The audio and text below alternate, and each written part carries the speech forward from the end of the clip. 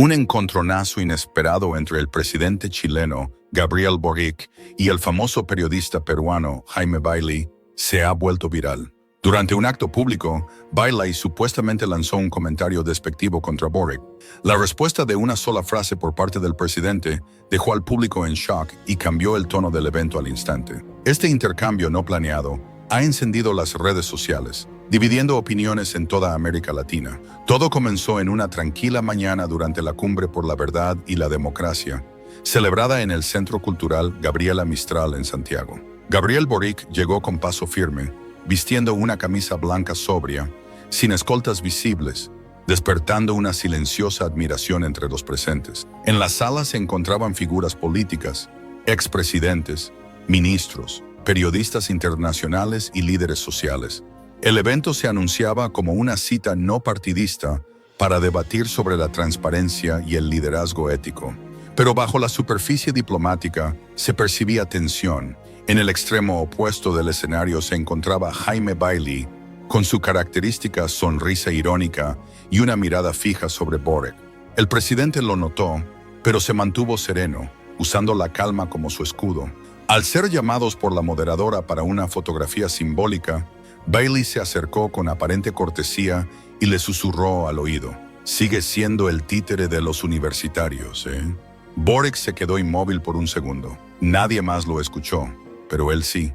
Lo miró con una intensidad serena pero firme.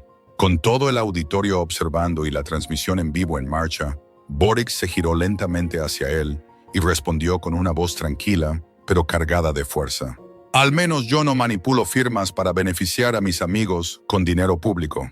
Un murmullo de asombro recorrió la sala como una ola. Había comenzado la guerra. Las cámaras giraron hacia el escenario.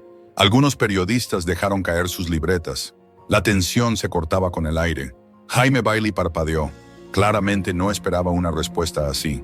Gabriel Boric regresó al podio con tranquilidad y dijo con voz clara: «No vine aquí a hacer espectáculo. Vine a representar a un pueblo que exige dignidad». Pausó un momento y agregó: «Pero dignidad no es debilidad, y el silencio no es ignorancia». La ovación fue inmediata desde un sector del auditorio, incluso sorprendiendo al propio presidente. Bailey, visiblemente incómodo, intentó mantener la compostura, pero su sonrisa forzada comenzaba a desmoronarse. Algunos asistentes cercanos a él aplaudieron por cortesía, pero el momento ya era viral. Las cámaras lo habían capturado todo. Las redes explotaron con hashtags como Chat Boric responde y Piao Bailey expuesto. Bailey se inclinó hacia un asistente y susurró algo, pero el micrófono abierto captó claramente sus palabras: «Córtenle el micrófono si sigue hablando». Las cámaras se enfocaron inmediatamente. Chile, y gran parte del continente, entendió que algo mucho más profundo estaba por desatarse. Boric respiró hondo. «Pude haber ignorado ese comentario, pero he guardado silencio demasiado tiempo». Su tono no subía de volumen, pero cada palabra pesaba como plomo. «He visto demasiado, y he callado por respeto, pero hoy elijo decir la verdad». La audiencia quedó paralizada. Bailey insultó a mi gobierno, pero mientras él firmaba editoriales defendiendo a ciertos contratos internacionales. Otros firmaban documentos falsos en su nombre para desviar millones del Estado a empresas fantasmas relacionadas con su entorno. Hizo una pausa. «Lo sé porque vi los papeles». Otro murmullo. Alguien dejó caer una botella. Los agentes de seguridad se miraron. Boric sacó un pliego de papel doblado de su chaqueta. Este contrato por sí solo, firmado sin autorización directa, transfirió 700 millones de pesos chilenos a una consultora en el extranjero por servicios que jamás se realizaron. Bailey palideció. Su equipo intentó cortar la transmisión, pero ya era tarde. El fragmento había sido grabado, descargado y compartido en segundos. Una mujer mayor en la primera fila murmuró entre lágrimas: «Dice la verdad». Por primera vez en años, Chile no escuchaba a Boric solo como presidente, sino como un hombre traicionado que hablaba desde el alma. Los medios intentaban seguir el ritmo de lo que se estaba convirtiendo en un terremoto nacional. Algunos lo calificaban de una falta de respeto, pero millones más lo llamaban valentía. Una enfermera jubilada escribió en redes: «Antes no prestaba atención a Boric, pero hoy me representó». Un camionero del norte comentó: «Dijo lo que muchos sentimos hace años». Mientras tanto, el caos reinaba tras bambalinas. El equipo de Bailey difundió un comunicado vago, asegurando que sus palabras habían sido malinterpretadas. Boric permanecía en el escenario, en silencio, un silencio más potente que cualquier disculpa. Cuando uno de sus asesores se le acercó para preguntar si quería responder algo más, Boric solo dijo, «Ya lo hice». Lo que venía ahora eran investigaciones, sobre papeles, firmas, contratos, pero lo que Boric no esperaba eran las lágrimas de mujeres en el público. Algo había cambiado. Por primera vez en años, no veían solo a un presidente, veían a un luchador frente a ellos. En un pasillo detrás del escenario, Jaime Bailey golpeó con fuerza la mesa del camarín, murmurando entre dientes. Me humilló, lo tenía planeado, pero en el fondo, ni él mismo lo creía del todo. Boric no era conocido por ataques públicos, sino por su compostura y autocontrol. Un agente de seguridad se acercó rápidamente a Boric con una tablet en la mano. En la pantalla, un streaming en directo desde X mostraba un documento filtrado por una cuenta anónima. El archivo era un contrato con fecha de hace 2 años, firmado digitalmente con el nombre del entonces presidente honorario de una fundación internacional de medios. Autorizaba 620 millones de pesos chilenos a una consultora en Europa del Este vinculada con un primo de Bailey. Boric reconoció de inmediato la conexión. No estaba solo. Alguien más tenía pruebas y las estaba soltando al mundo. Levantó la mirada y dijo en voz baja, «La verdad ya se mueve sola». Boric no buscaba venganza, solo quería dignidad. Pero la verdad estaba persiguiendo a la mentira mucho más rápido de lo que él imaginó. De regreso al escenario, Boric tomó el micrófono otra vez, esta vez con voz suave pero firme. No necesito gritar, porque cuando la verdad habla, no hace falta alzar la voz. Miró al público y continuó. He guardado silencio por años, llamado radical, infantil, ingenuo. No por debilidad, sino porque no tenía nada que demostrar. Luego giró lentamente hacia Bailey, que ya no sonreía. Pero cuando un hombre que se presenta como defensor de la libertad se burla de mí, mientras otros usan su firma para desviar fondos, entonces tengo que hablar. Mientras el pueblo sufría, tú firmabas en su nombre. Te burlaste de mí, pero explotaste a tu país. Un veterano anciano entre el público se puso de pie y lo saludó con solemnidad. Ahora lo vemos, presidente. Gracias. Boric colocó una mano sobre el corazón. Sabía que esto ya no era sobre política. Era sobre traición, dignidad y verdad. Por primera vez en el día, Bailey se hundió en su asiento, en silencio, impotente y expuesto. Las noticias no durmieron. En menos de 1 hora, el contrato filtrado apareció en cada celular de Chile. Adolescentes recreaban la escena en TikTok con micrófonos de cartón. Abuelas compartían el saludo del veterano en Facebook. Fuera del centro cultural, los periodistas formaron un muro esperando a Bailey, quien salió por una puerta lateral, cubriéndose el rostro. Una asesora se acercó, murmurando, «Necesitamos un comunicado, ya». Pero Bailey, con voz temblorosa, respondió, «Digan que Boric tergiversó mis palabras».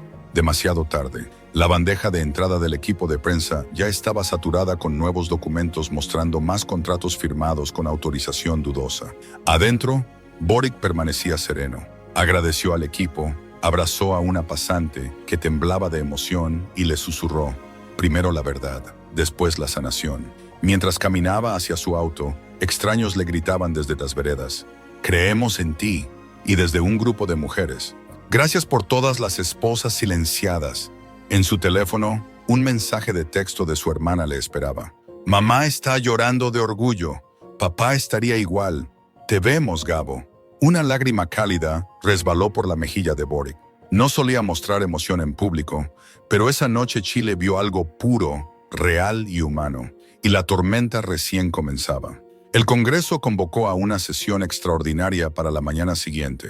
A las 6, el Palacio de la Moneda vibraba con periodistas en las escaleras de mármol. La diputada Carolina Sangüesa, de centroizquierda, se acercó a los micrófonos. Si estas denuncias son ciertas, manchan a todos los servidores públicos. Pidió una investigación transversal, mientras las cámaras enfocaban sus manos temblorosas. Al otro lado de la ciudad, Jaime Bailey se encontraba en una suite de hotel a oscuras, con la televisión silenciada y subtítulos gritando, «Crisis de ética».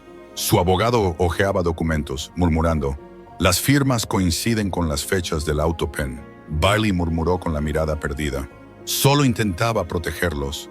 Mientras tanto, Boric aceptó una invitación para hablar en un pequeño centro comunitario en Puente Alto. Sin prensa, solo familias locales. Pese a las advertencias de seguridad, insistió, la gente necesita consuelo, no cámaras. En redes, los hashtags continuaban. Nishash, Boric no está solo.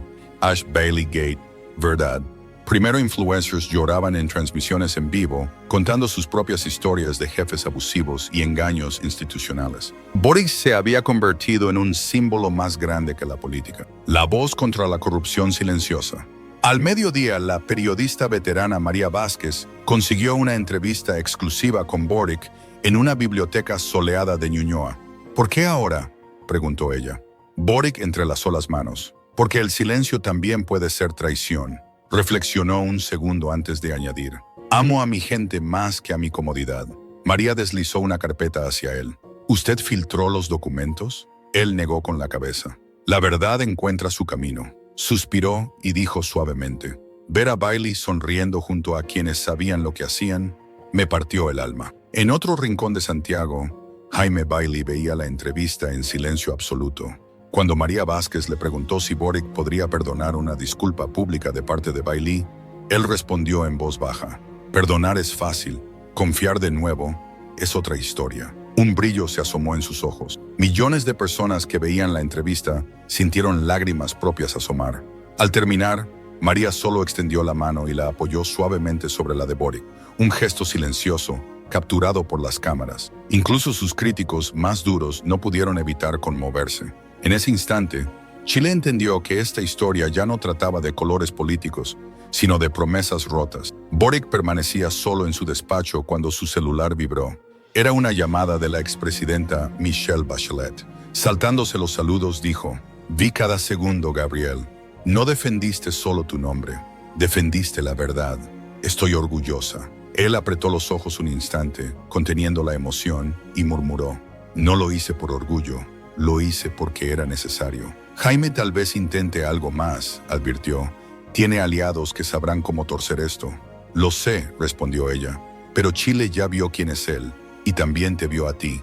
Al colgar, Boric le dio una orden tranquila a su equipo de seguridad. Consíganme los nombres de todos los contratistas involucrados en esos documentos falsificados. No había terminado, y tampoco el país.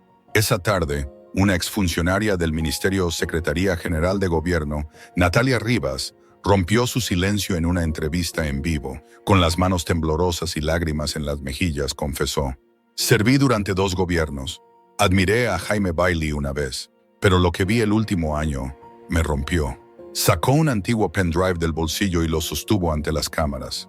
Recibí órdenes de hacer pasar firmas sin autorización, de ignorar aprobaciones faltantes, de hacer que ciertos papeles desaparecieran. Cuando le preguntaron si Bailey lo sabía, ella asintió entre lágrimas. No solo lo sabía, lo permitió. Cerró su testimonio con una frase que estremeció al país. Gabriel, gracias por hablar. Yo ya no podía seguir viviendo con este silencio. Desde La Moneda, Boric observaba la transmisión con la mano en la boca, los ojos llenos de agua. No lloraba por sentirse victorioso. Lloraba porque otra persona, por fin, había encontrado su voz. Esa misma noche, un sobre sin remitente llegó a su despacho con una sola palabra escrita a mano. Perdón. Adentro había una carta firmada con la inconfundible caligrafía de Jaime Bailey. Gabriel, dije cosas que no debí. Dejé que hablara el resentimiento. Tenías razón. No protegí lo que debía proteger. Fingí que todo estaba bien cuando no lo estaba. Dejé que me pusieran papeles por delante y yo simplemente firmé. Tal vez me convertí en lo que una vez juré que nunca sería. Y tú te convertiste en algo que nunca comprendí. Valiente. Boric leyó la carta 2 veces. No sonrió, no celebró. Solo la dobló con cuidado. La guardó en un cajón y susurró. Ya no se trata de mí. Mientras Chile asimilaba la carta de Bailey, surgió otra historia que desgarró al país. Marta Ledesma, una viuda de 74 años de Temuco, sostuvo ante una cámara una carta arrugada escrita 2 años atrás, jamás respondida. Mi esposo murió esperando una cirugía que se postergó. Veterano, 40 años de servicio, dijeron que no había fondos. Con lágrimas, añadió, Y ahora me entero de estos contratos falsos, de ese dinero que enviaron lejos. Mi esposo lo dio todo por este país, y alguien usó una firma como si su vida no valiera nada. Con voz quebrada concluyó. Entonces vi a Boric hablar, y lloré por primera vez en años, no de tristeza, sino porque alguien al fin dijo lo que todos callábamos. El video se volvió viral.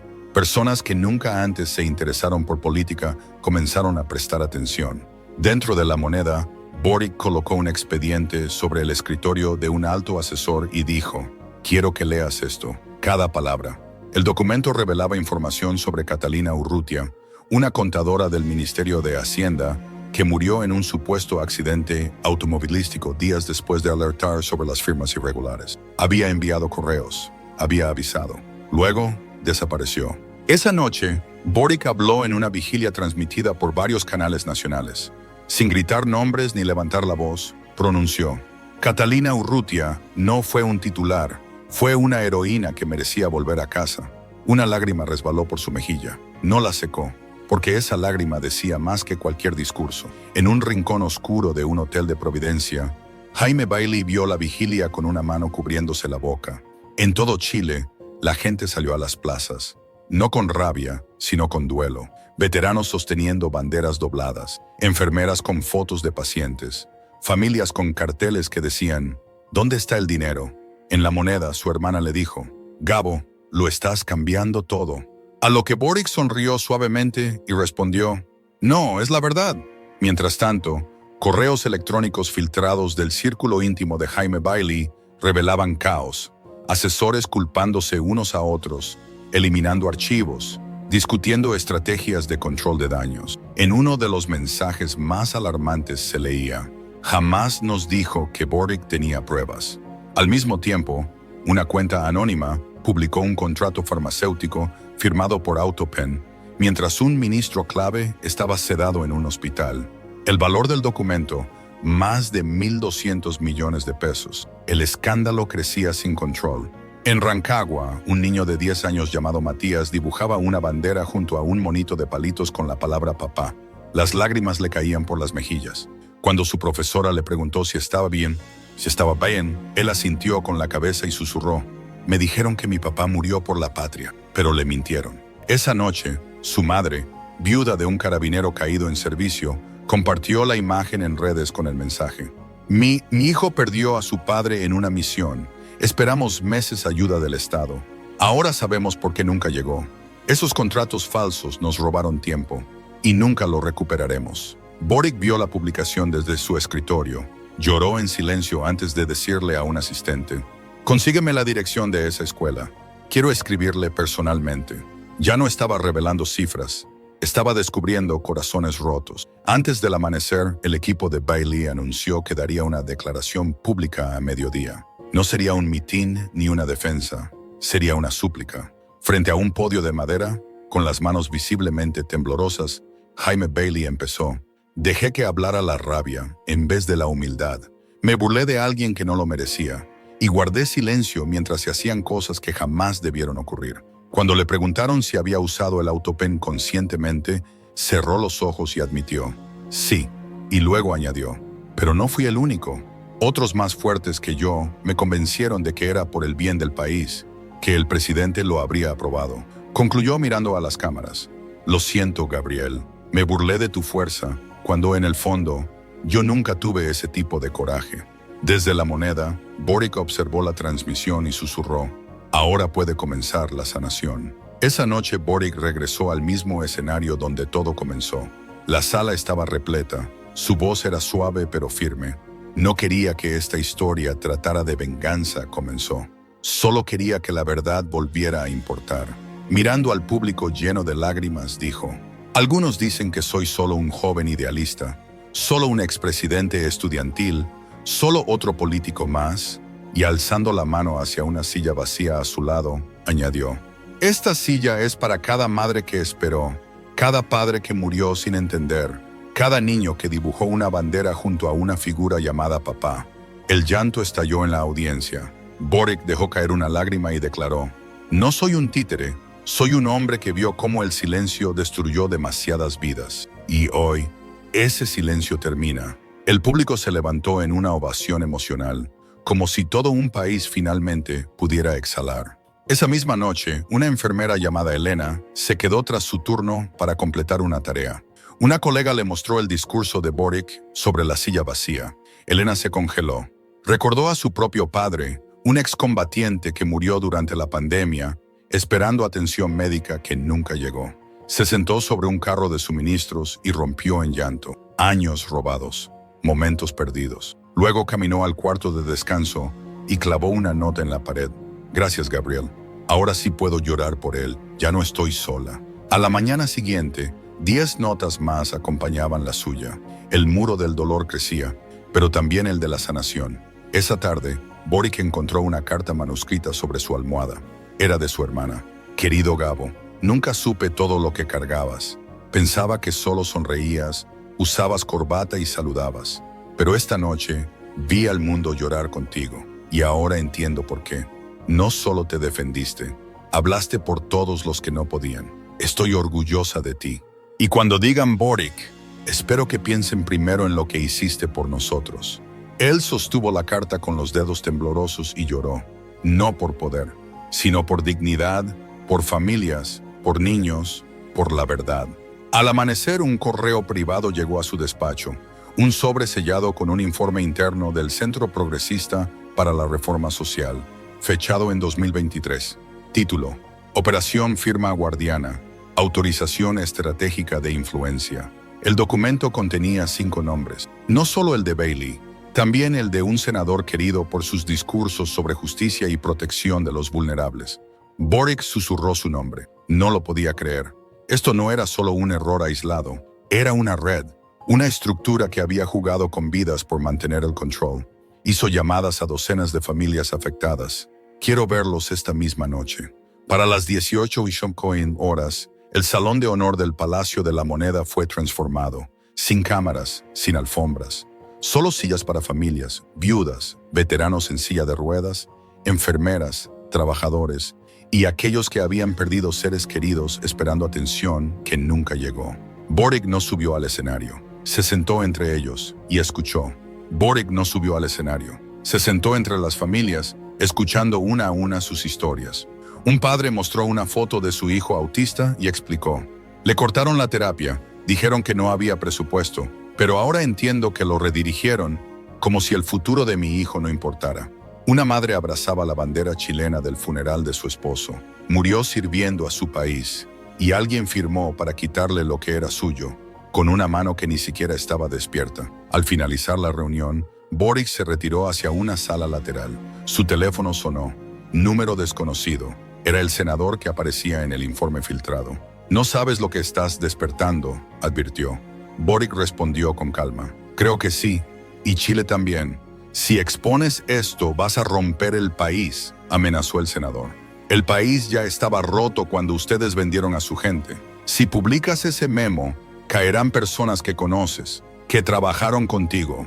Si la verdad los rompe, dijo Boric sin parpadear, entonces ya estaban rotos. Fuera de la moneda, la gente no se manifestaba con rabia, sino con velas. En las pancartas se leía, confiamos en Gabriel. A las 21:00 horas, todos los canales de televisión interrumpieron su programación con una transmisión en vivo desde el Palacio de Gobierno. Boric, de pie ante una mesa sencilla, dijo, hace 3 días fui insultado en un escenario. Me llamaron títere, pero lo que pasó después no fue planeado. Sostuvo el informe Operación Firma Guardiana y explicó, este documento no trata solo de política, trata de poder que fue robado, no a mí, sino a ustedes, a las familias, a los niños, a nuestros trabajadores. Dejó el informe sobre la mesa.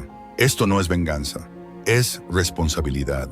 Y mirando directo a cámara, añadió, si perdiste a alguien, si te sentiste olvidado, si lloraste en silencio mientras otros reían en riqueza, esta verdad es para ti. Al amanecer, un veterano del ejército de 82 años, Héctor Barría, se amarró los bototos, tomó su bastón y caminó 3 kilómetros hasta el Congreso Nacional en Valparaíso. Llevaba un cartel hecho a mano. Gracias, Gabriel. Los autos tocaban bocina.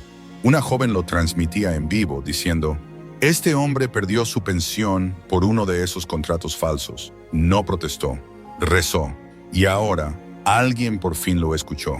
Al mediodía, la imagen de Héctor saludando con la derecha y sosteniendo el cartel con la izquierda se volvió viral. En Providencia, Jaime Bailey estaba en su jardín. Miraba los árboles en silencio. Le dijo a su asistente: «Cancela todo, no voy a volver a la tele». ¿Respondemos al discurso de Boric? Bailey negó con la cabeza. ¿Decir qué? La verdad ya salió. Se sentó junto a un macizo de flores y murmuró: «Pensé que lo estaba protegiendo, pensé que mantenía el equilibrio, pero tal vez solo no quería perder el poder. Subestimé a Boric. Lo vi tranquilo y creí que era débil, pero él es el más fuerte de todos». En La Moneda, el correo se desbordaba con cartas manuscritas. Algunas llegaban desde el extranjero.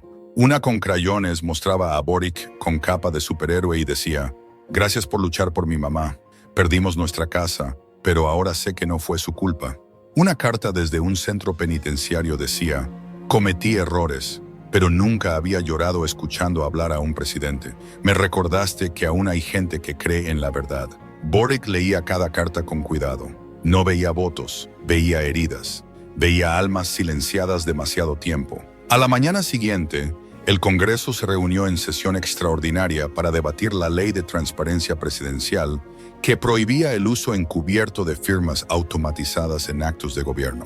Afuera, Héctor Barría subía lentamente los escalones del Congreso. Boric dejó a su escolta, se acercó y lo tomó del brazo. «Caminé hasta aquí para darte las gracias», susurró el veterano. «El honor es mío, don Héctor», respondió Boric con los ojos brillando. Dentro del hemiciclo, los senadores miraban la transmisión en vivo. Uno a uno se pusieron de pie para copatrocinar el proyecto de ley. Esa tarde, el senador progresista que aparecía en el informe pidió la palabra. «No vengo a defenderme, vengo a enfrentar el daño que ayudé a causar». Relató reuniones nocturnas, excusas morales y la corrupción del poder. Se quebró a mitad del discurso. «Le robamos a familias lo que era suyo. Estoy avergonzado». Y concluyó: «Votaré a favor de esta ley y después renunciaré». Silencio. Luego, un aplauso lento, sincero. Desde su departamento, Bailey vio todo, y esa noche escribió un solo correo a Boric: «Estoy listo para testificar en público». 3 noches después del enfrentamiento, miles se reunieron frente al Monumento a los Derechos Humanos, velas en mano, por las víctimas de la corrupción oculta. Gabriel Boric se adelantó al micrófono y leyó nombres: Catalina Urrutia, el padre de Matías, los compañeros de pensión de don Héctor. Con cada nombre, una ola de luz. «Esta noche recordamos el dolor, pero reclamamos también la esperanza», dijo. «La verdad puede herir, pero también cura, y la sanación nos pertenece a todos». Levantó su vela al cielo. Miles lo imitaron. El memorial brillaba como un faro, y en ese silencio dorado, Chile volvió a respirar.